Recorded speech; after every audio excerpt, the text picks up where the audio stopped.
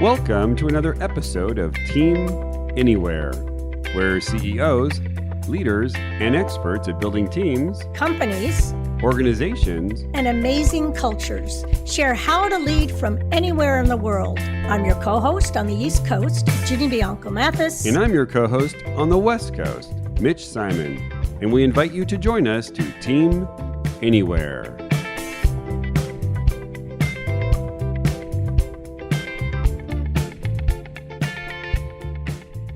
Do you wonder whether you are really connecting with and supporting millennials in your company? In today's episode, we interview Warren Wright, one of the nation's leading experts on researching generations. Warren shares how coaching and feedback have become crucial for your success as a manager and a team member in today's virtual and hybrid world. Hello and welcome to another episode of Team Anywhere. We have Ginny Mathis on the East Coast and I'm Mitch Simon on the West Coast. And today we're excited to have Warren Wright, one of the nation's leading experts on researching generations. He is founder and CEO at Second Wave Learning and author of the book, Second Wave Millennials, Tapping the Potential of America's Youth. Welcome, Warren. And let's get started with our first question. How did you survive last year? Yeah, it's been a year, hasn't it? And it's been almost a year. And if someone told me exactly a year ago that my entire company would be doing business on a video conferencing platform called Zoom, I never would have believed them, and I had no expectation that that would actually happen. One of the things I think that I learned is that Zoom is my best friend. I just, we within about 6 weeks, our entire company just transformed into this platform, and now we're doing workshops, training, consulting, all virtually, 100%. And it's really been fascinating. I mean, I guess one of the things I've learned about, this past year is that the coronavirus has put a huge magnifying glass on all the issues and problems that organizations have. And so, I'm in the generations business. So I'm in the business of helping folks understand how generations could communicate better. And that issue has actually gotten worse since this whole thing happened, for a number of different reasons that I could get into. So. But no, I'm getting along. I'm surviving. I don't leave like where I'm sitting right now. I just never leave. I'm just here all the time. I know. I don't get in my car. I don't do anything. Well, you got to realize, the kids are out of the house, right? So like they're grown. I'm of the generation that has grown kids, and so my generation, for the most part, has a little more space and room than some of the younger folks that are out there. For sure. Well, you brought up, obviously, generations, and share with us why thinking in terms of generations is of great value to an organization.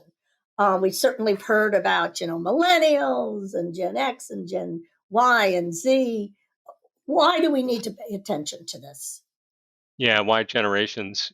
Well, that's kind of why I wrote my book, was to really answer that question and to dig into that topic. When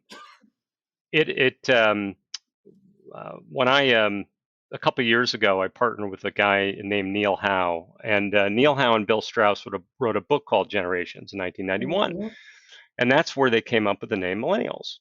So Neil and I had started a business together. This was several years ago now, I guess, and he was in the generations business. And of course, my background's at the Gallup organization. I was managing partner and of that consulting firm, and we did polling and research and consulting and so forth. And I said, Neil, why, you are the generations guy. You wrote the book on generations. Why don't we actually find out why generations are important? So we did a series of, I put my Gallup hat on, and we did a series of surveys. One of the questions really that we asked, the answers to it really astounded us. And the question was, in the workplace, does generational differences get in the way of creating better relationships and productivity and so forth? And 75% of the folks says, yes, generations generational differences do matter and do get in the way of being productive in the workplace. Another question we asked was, when you describe how you see the world and how you view things, what is it about you that actually makes the person that you are? And we put race, and we put, what part of the country we're from, and what, all that. Generations actually came up first. So people are defining themselves by their generation. So if you're the CEO of a company and there's something out there that is affecting, broadly speaking, 3 out of every 4 people working in your organization, then that's something you should pay attention to. Mm-hmm. And so we really zeroed in on creating discovery around what, okay, well, let's get into this thing and figure out what's going on. So that's kind of the journey that we that we took, and it's fascinating. To this day, people just don't understand that topic of generations and why it's important and what the differences are and so forth. But we know that it is, because research is showing that. Yeah. Or they don't want to, right? Well, people don't Because want to do anything. Yeah, I mean, like, people yeah, it's learning is like, easier. I have to Right. learn, Yeah. learn something new. So that brings us to the next level of this, with leaders and managers now having another layer put onto this, which is remote and Zoom. How does that start all coming together, or not? Yeah, and as I suggest, mostly not actually. So again, our business is to improve generational communications at work, and we're finding that miscommunication between generations has actually accelerated in the work from home environment. So why is that happening? Well, to answer that question, we have to really understand the nature of work from home dynamics and where each generation is in their stage of life. So, for example, I don't know what generation you guys are, but like, if you're an older Xer like me or a boomer, chances are that you were in a stage of life where, maybe the kids are out of the house, maybe you got a little Mhm. more room, you might have bought a house, 20 years ago, that of course millennials can't afford to buy houses now. So things are, and research shows this, that the boomers are doing okay and older Xers are Mm. doing okay. Younger Xers, who have kids between the ages of 2 years old and 8, 9 years old, are really having trouble and really struggling right Mhm. now. And they actually, research is showing that they want to come back to work faster than anyone else. Like, get me out of the house, right? Yeah. For millennials and Gen Z, it's different. And this is the generation that actually has the most difficulties in communicating with other generations since the pandemic. And you would think that wouldn't be the case, because it's like, well, no, millennials are they're tech savvy. Like, well, why wouldn't they? But actually, saw a piece of research. 50% of millennials say they're having difficulty communicating with colleagues of other generations. That compares to 30% for boomers and Xers. Mm. Um, so um, no, let's think about the millennials world. I'm just thinking about my son, right? Maybe you're a millennial and you live in an apartment and you might have a roommate, and you might not be in an optimal situation from working from home. There's a lot of distractions. Maybe you don't live in such a nice place, and maybe there's like sirens going off all the time, and maybe I mean, think about a millennial. Think about someone under 30 and their situation. It's just going to Mhm. be really, really different. And so I think there's a broad non-recognition among managers and leaders that this is going on, that people's lives are really different in working from home, and it really impacts and affects their levels of productivity. I would say, okay, so that's what each generation is kind of going through, right? In terms of intergenerational communication, the number one reason actually that millennials are so dissatisfied is the same reason they were dissatisfied before the pandemic. And that is that they don't feel like they're getting enough feedback. Yeah. Okay. So it's kind of the same old story, except the Gen Xers and the Boomers are even less equipped to provide feedback, because they're not Oh, as there you familiar go. with this new environment.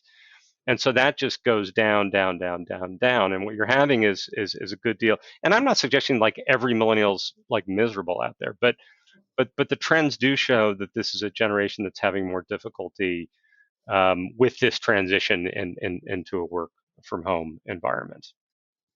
So Warren. then what would you recommend lead? Oh, I'm sorry. We Yeah, might be asking the same question. yeah, Go no, ahead. that's it's basically it. It's the issue is, as you're pointing out, Warren, before the pandemic, it was bad, right? But at least, Warren, if you worked for me, I would see you in the office every day, and I would Yeah. give you okay or crummy feedback. But now, Warren, I don't even see you anymore. Yeah. So why would you expect from me to give you any feedback? I don't know what you're doing. So help Well, me with that. yeah, honestly, we're really understanding the value of MBO, management by walking around, or MBA, I guess, management by walking around. There actually was a great value in that, believe it or not. And so, you literally are physically around people, and just a quick nod and a smile and a pat on the back and an acknowledgement. When young people are starting out at work, they look for cues, they look for clues of how they're doing. This is a generation that you got to realize this is a Snapchat generation that is so used to feedback so fast, right? Mm-hmm. They send a chat out, they get something back immediately, right? IMing. It's not even, you're not even texting anymore, you're IMing, right? And so here they are. They're alone in their house. They're given a project. I mean, their manager thinks, oh, they're probably doing fine. Well, they're not, and so it's important to actually to increase your level. I mean, one of the things we talk about in our book, in my book, is this is really simple. Just the frequency at which you provide feedback. It doesn't even Mm-hmm. matter. That feedback doesn't even matter. I mean, yes, it has to be good feedback, but like make sure you're like touching base with them on a frequent basis, because their time frame is very different from your time frame. They think That. about time in a really different way. They're like feedback, feedback, feedback, feedback. The other thing is when they were in school, which is really kind of different from our experience. We were kind of like, why we were like, wild children, right? This is a very, by the time millennials came around, there was a lot of attention on the child. Okay, there was a lot of focus, and there was a lot of like these special things will be, they will achieve, and there was huge kind of social change that happened in the 90s that actually everybody, policies and the way kids were raised and schools treated kids differently than they used to be, right? We were free range children. We were used to whatever, right? Whatever was the thing that I used a lot, being an Xer, right? Millennials aren't that way. They grew up and were raised with an understanding that they were special, that they meant something, that they were there to do a purpose, and that they're ready for feedback. Please give me feedback on an ongoing basis. And then they get to work after college, and their boss has just no idea. They just have no clue that is a Mm-hmm. dynamic that actually exists within that generation. So, So so I it's would say, yeah, feedback. yeah. So you do need to, yes, you do need to, Mitch. So you have to. So what you need to do is you need to rethink your job as a manager. If you know you need to do feedback and you can't do it by managing walking around. How do you do it? What are the ways you do it? So there's a lot of good tools out there that actually help with that. So and by the way, this is not like the tools that are out there are not like the answer. You still have to actually do the things that you need to do to be a leader. And by the way, I think millennials they have a little bit higher standards and expectations of you as a boss Mm-hmm. than other generations have. Xers, I didn't really think much of my bosses, Yeah. and that was okay. You know, Wasn't much it's there. okay. Yeah, it's like I had two jobs. One was like to do my job. The other was just to satisfy my boss. You're They right. they never there was like never a Venn diagram on that, No. right? Yes. But with the millennials, they look at authority figures as like their first authority figure was their parents, and they got along with them actually very well, as opposed to our generation. And so there's an expectation that there's a kind of a co-creation going on in the Yeah. things that are that we were used to just going off on our own and just doing our own thing. But I'd say the things that young people are looking for technology-wise. I got. If you're ready, I got five things. If you're ready. Oh, Okay. let's do it. So the first one is Slack, and that is now that's going to be, your company's going to decide on an enterprise scale if they want to use Slack or not. And a lot of folks don't use Slack because they say it's not secure, so government agencies won't use them and so forth. But it is a very, very simple way to organize topics by groups, to carry on chat conversations. It's kind of like project management software meets Facebook or meets Yes. Snapchat. So Right. you can actually throw emojis back and forth and stuff like that. So if your company can't do Slack, even Microsoft Teams has a lot of those capabilities. And actually, I found a lot of young people are really happy with Microsoft Teams. Again, that would be more on the enterprise-wide companies to decide if they want to use that. The other up-and-coming one is called Flock, Flock, and that is they're very good on team chat software. So if you're on a small team and you just want that team to be chatting back and forth, you don't want to get into all the other stuff, that does that. Keep in mind, it's for young people, millennials and Gen Z, like communication is more about it's about in person and it's about seeing you on the video, but it's also about chat. They're okay with chat. Like chat's okay. Like Right. if you could do that and you could do it frequently, that's a good thing.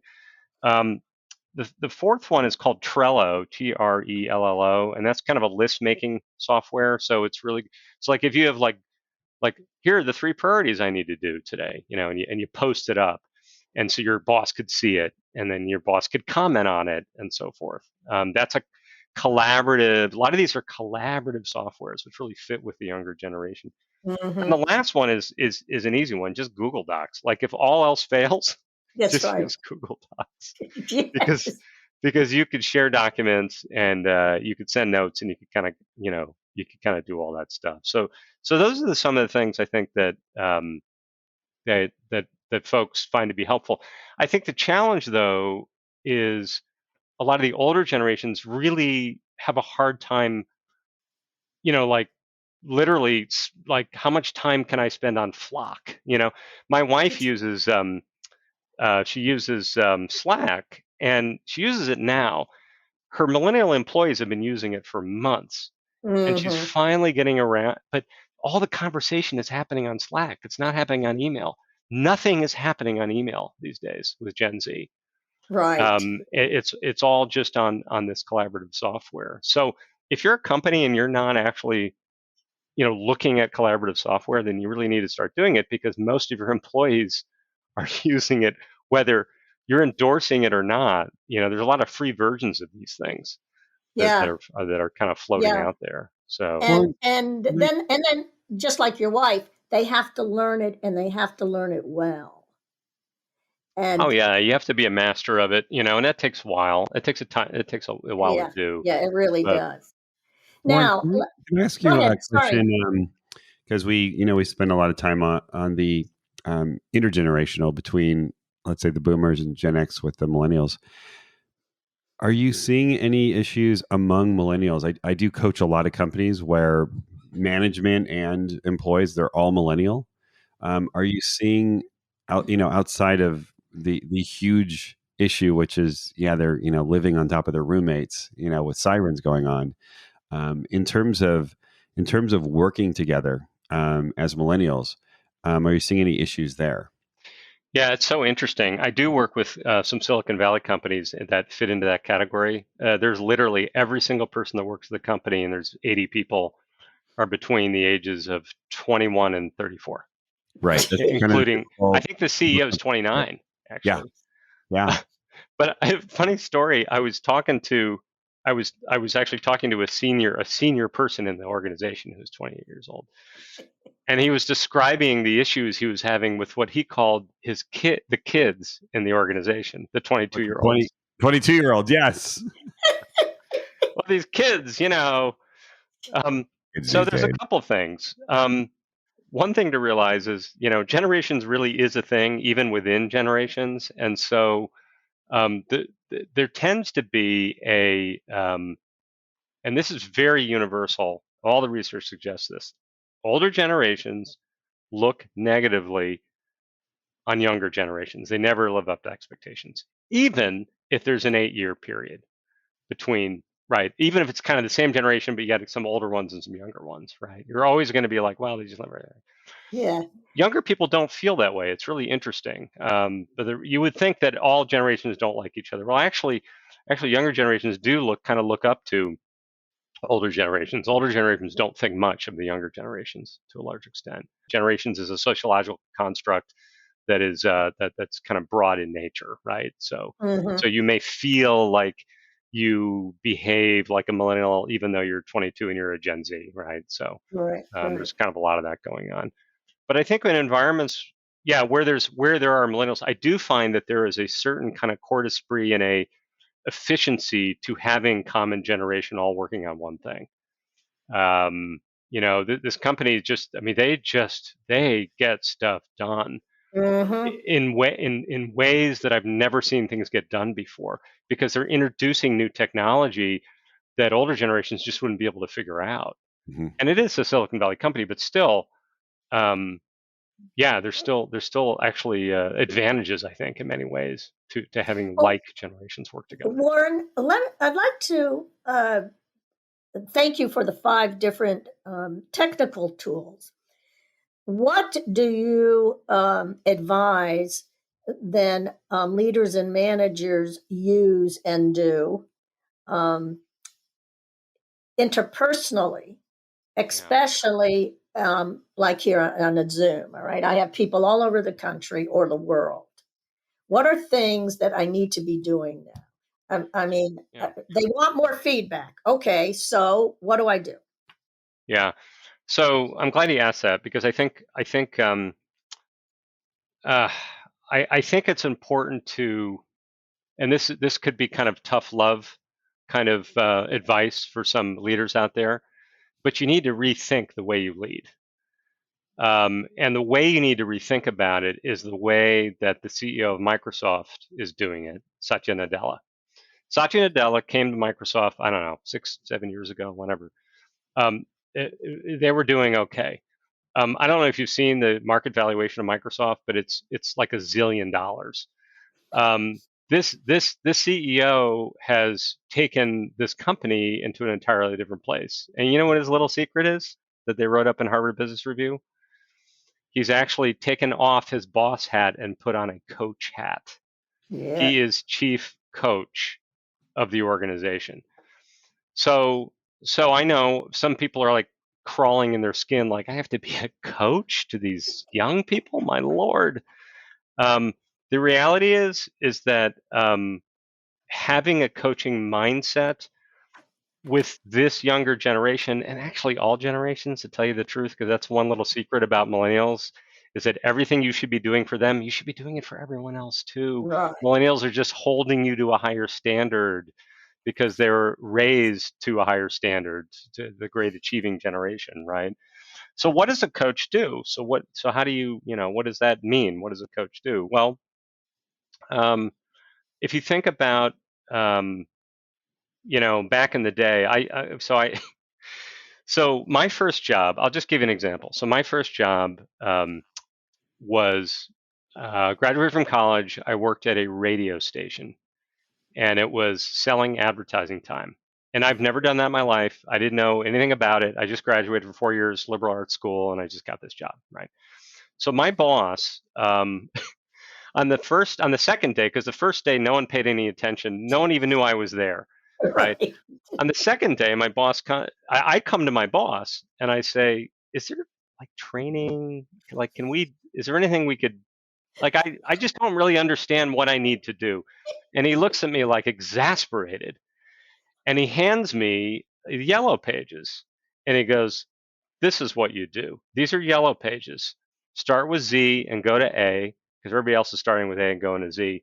And you need to call every single person in this yellow page and get an appointment with them. And then you need to go in and you need to sell my advertising time. That's your job. That's what you do. I'm like, okay. That was it. That was my training. That was 100% all I got through, right? So if you gave a phone book like that, a yellow pages, to a millennial today or a Gen Z, they'd be like, I don't understand. What do you mean? I don't get it. Like, How do you open it? Right. Now, I'm not saying that to degrade, and I don't want to. I think it's important not to get into the whole like, oh, they need so much hand holding and all that. I mean, everybody. I mean, the reality is, I could have used better training back then, right? My manager was not a good manager, right? And so when you're in the coaching mindset, you are into the understanding that you understand, like, how does Warren think? What does he need in order to perform his job? Let me Right. design something for him. And what Satya Nadella does, he does management by walking around, and I think he walks down virtually in his team thing, but he asks questions. Right. What are you working on? Tell me what excites you about working on it, and what's getting in your way, by the way.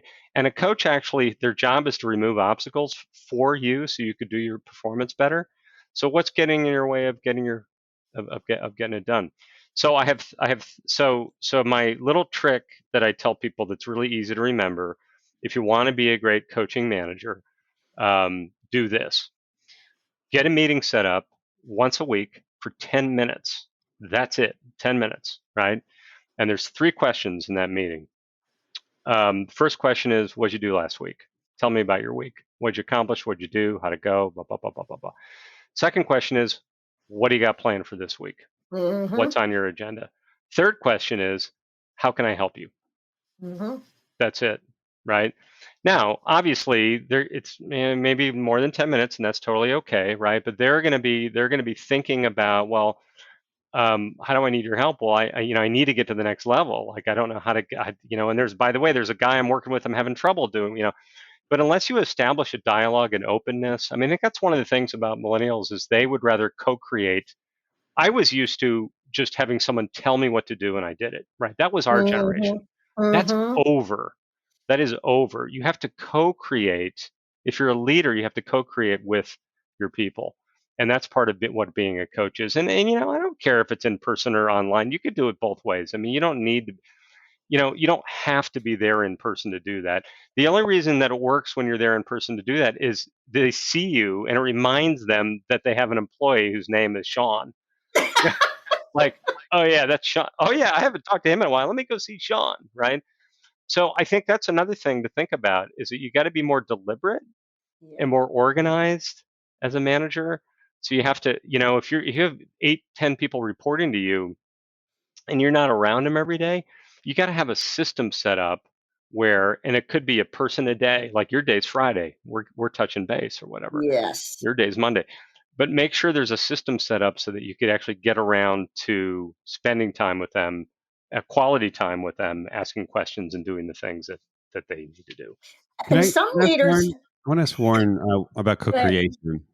This is great. I know. I've got so many questions. One of the things I love. So Warren, I had heard what millennials are is the canary in the coal mine for leadership.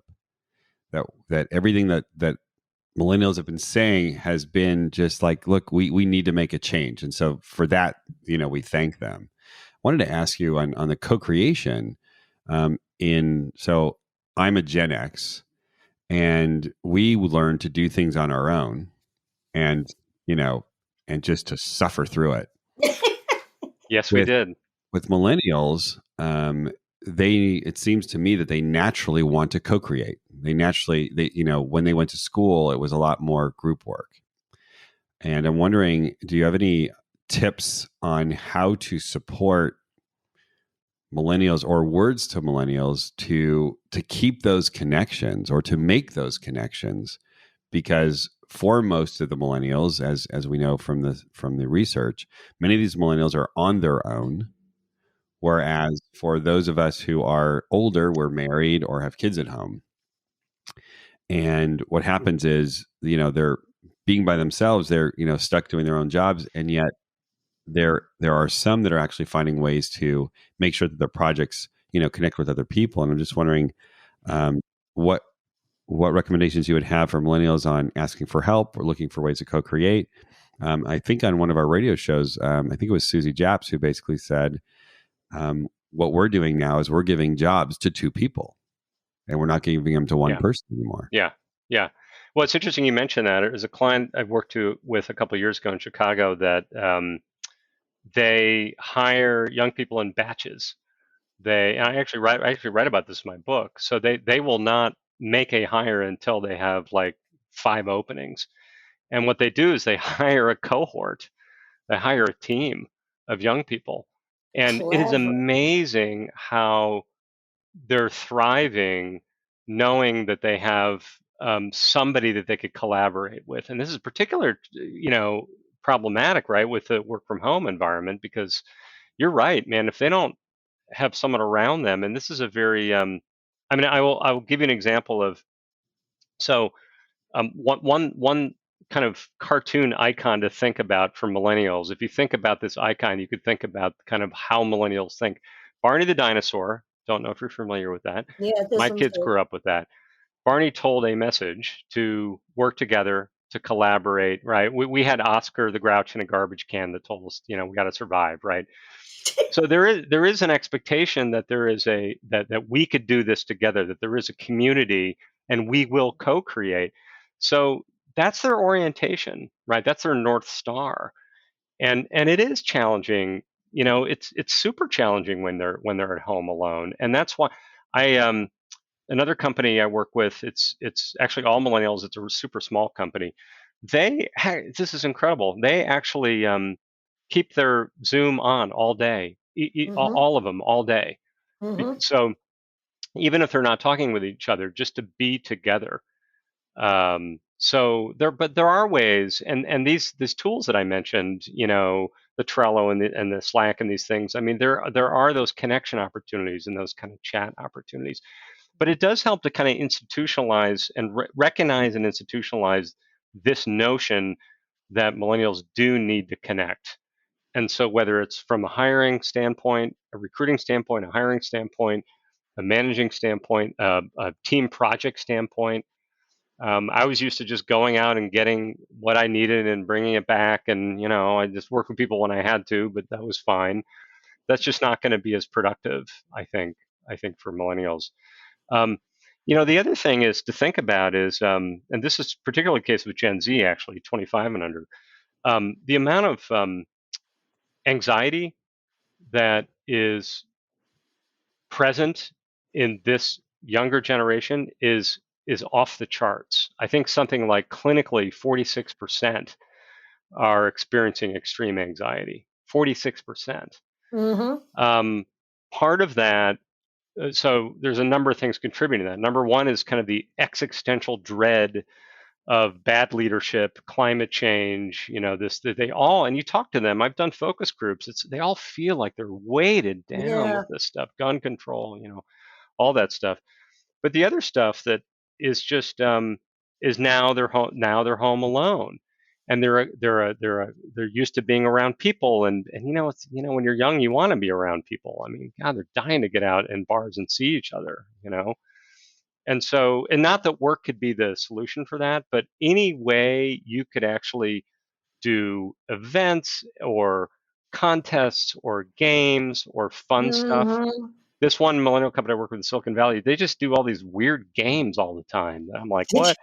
And they get on they literally do the video games, Oh and they yeah. have tournaments. Yeah. They do Yeah. tournaments with video games. Lauren, I want to ask. But Mitch, but wait, but I want to, but one Go ahead. thing is really important to say to this, as you're talking about like millennials feeling isolated. If you really want to know what they want and what they need, you know what you do? You ask them. Ask them. Yeah, Right. yeah. Right. You have a conversation. And you create the structures for those conversations, which That's right. brings me to my question is, they're so technically savvy. Excuse me. And when you sit with them, you discover what they probably, and they can't even verbalize it because that's part of the problem. They do have certain problems with verbally communicating, right? Yeah. Because I don't have to, you've seen the Simon Sinek kind of talking about it. They don't have to break up with you. They just hit, they just hit it on their phone and you're gone, right? Yeah. So learning how to have those conversations, which now are even more important because I'm from afar, I'm on a Zoom. That's where I find some of the workshops and the consulting need to happen.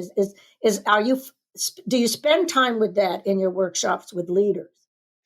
Yeah, I mean, verbal communication is a big issue, particularly with with Gen Z, and not as much now with millennials. I've found, and my clients have found, that they talk a lot when you engage them in conversation that is kind of interesting and useful and actually has a purpose. This is a generation that is really into purpose. Oh my God. I mean, and that they got that from the boomers a little bit, right? It kind of carried over. But they want to know that what you're talking about is meaningful and real and authentic and makes a difference. And they want to know that you actually care about them as individuals. And then the floodgates open. I mean, you get like, I've noticed that like with my kid, I have two boys and they're very nonverbal, but when I'm talking about something that they're passionate about, they just won't stop Right. talking. I mean, they just kind of go on and on. So a lot What of it's about the asking? psychology. It's kind of psychology of the generation in a way, kind of understanding that, I think.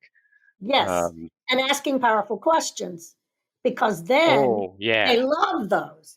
powerful That question. Thank right. you. Don't ask me a Yes. stupid question. Yeah.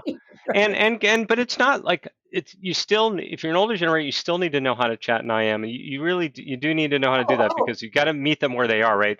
That's the totally. whole theory, like meeting them where they are. Well, marketers do that, right? That's why like Mhm, Snapchat's done so mhm. well. It's because they're like doing everything on it because that's where they are, right? Right. So you do want to kind of meet them where they are on their own platforms. Well, That Warren, helps. this is fascinating. You let's look towards what recommendations do you have for leaders um, as we go into this next year, as we're looking at the environment and generations? What are your tips? I think it's important for leaders, and if they haven't recognized this by now, I think they're in trouble. That we're in a time of profound change, and when you are in a time of profound change, you need to change with that. With that, Mhm. so the things that you were doing in the past are not going to work in the future, and the things that are going to work in the future, you could get a clue for what those things are by looking at the values of the younger generation and what's important to them. Give you a perfect example, and there's a book. So you can't see me getting up and looking for this book, um, but it's actually called "It's the Manager," and this is Yeah, by I've got it right over there. it's my former boss Jim Clifton, the CEO of Gallup, and in it he talks about kind of where things are going, and examples he gives is we are going from a paycheck economy to a purpose economy. And this is what millennials are thinking of, right? I mean, Mhm. paycheck to purpose. We're going from just work being work and work being work life. Yes. Millennials and young people join organizations because they want to actually do something meaningful to society. And it's not just a job for me. It was just like, I just got to make money. For them, yeah, I need to make money, but it's like I want, so employers, I think, and leaders need to recognize that because, by the way, everything that the millennials and Gen Z values is the future. That is where the future is going. Everything will kind of land on that, right? Right. Um, it's not about what is the other thing? I can't think of the other thing in here on this, but just drawing a blank on it. But in any event, I think It's I think feedback again. it's feedback. I think it's rethinking how how you actually manage. One thing that actually boomers introduced a long time ago that has some staying power is this whole notion of kind of mindfulness and understanding self-awareness, consciousness, EI, all that stuff, right? Younger generations are into that, Oh, and yeah. they like that. They resonate with that. They understand this notion of authenticity, that your inner self and your outer self need to be connected. Yeah. I think they don't like to work in organizations that just want you to produce widgets. They like to work in organizations that actually have something meaningful. And Simon Sinek talks about this all the time. If you're not attaching purpose to your organization, you're not going to attract any young people. If you can't figure out how to do that and position that, that's going to be really challenging, I think. So this notion of purpose, I think, and integrating work into life are real important considerations to leaders in the future. Well, that is just wonderful. Thank you so much. I think we had 20 more questions that we could go on, and we may call you back to see what happens at the end. Answers, by the way. So yeah, I usually have 21 answers, which is probably too many. Well, thank you so much, Mitch. Thank you so much, Warren. It's been an absolute pleasure. There's so many applicable things that you really shared in this podcast. So it's been a pleasure having you on the podcast. And so we thank you. We thank all of our listeners, guys.